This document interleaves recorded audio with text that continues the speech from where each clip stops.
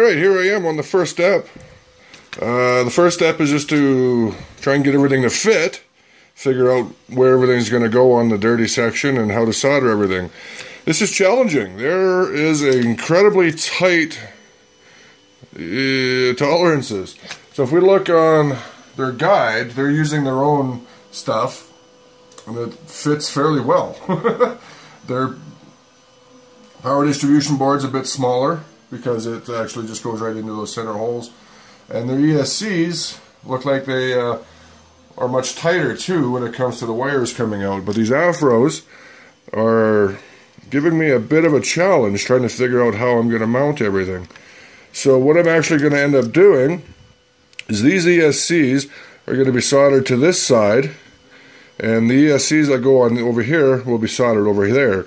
That way I'll have at least some wires to play with, and trying to get these things to mount with these nuts sticking up. So I'm thinking I might end up just reversing these screws just to give me a better fit on these ESCs, because they're coming out really tough with those big screw heads sticking out.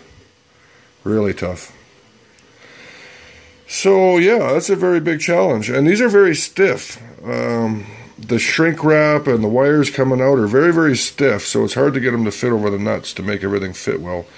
The main power, or those pads right there, they're going to get soldered in this. The wires will be soldered in this way as well, instead of this way. That way they can come out and fit instead of sticking out sideways, which wouldn't be very good. So I'm going to put them in this way. And then I've got the this wire will be used to power the FPV system. So I think I've kind of got it figured out what I'm going to do, but I'm going to switch these nuts around, or these bolts around, and try that for fit, which I think is just going to be better. Because if we look, we can see that they're holding it up. See, you got to make sure these holes are clear, because this section mounts right on top, and there just isn't a lot of space. So yeah, that's challenge number one, but it continues. Okay, after spinning those screws around, things fit much better. I'm going to actually put the ESCs, one this way, one upside down-ish, whatever you want to call it. It works out that way because then the red, the positive, fits around the power supply for the board. Also, the cables actually line right up with the pads on the other side, so I got red and black. So I'm definitely going to do it this way. I've got it measured already. I'm sorry. Got it measured already to see how well it's going to fit, and I think it's going to be good. So I'm going to go ahead with this and get her soldered down. Alright. Oh, also, I seem to have run out of red silicone, so I'm going to use two black, but I'm going to put some red heat shrink on one of them just to denote it as red. So that'll work. Alright. Alright. So I've got the power distribution board all soldered up and all the ESCs installed and everything is in. Motors are attached to the arms, or zip tied on. The arms are temporarily attached while I just fit everything in.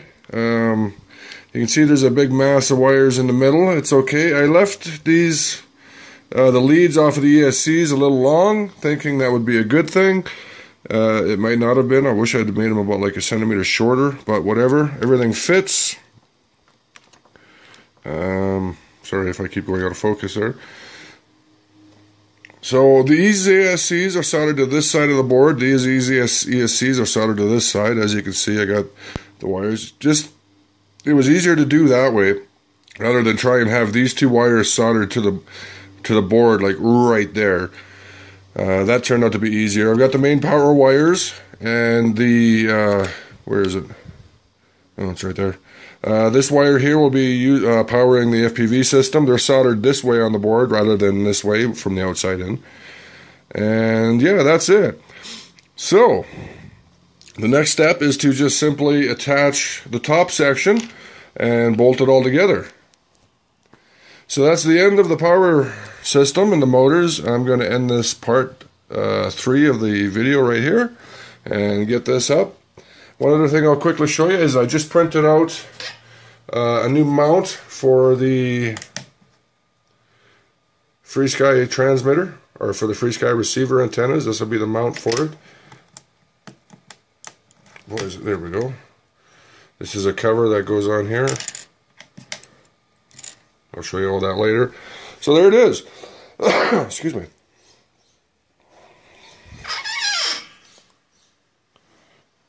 Boy, that's just a mess, but it's going to be okay.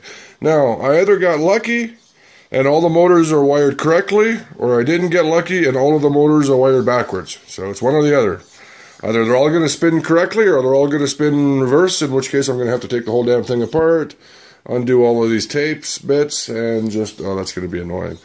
So, wish me luck. All right, bye now.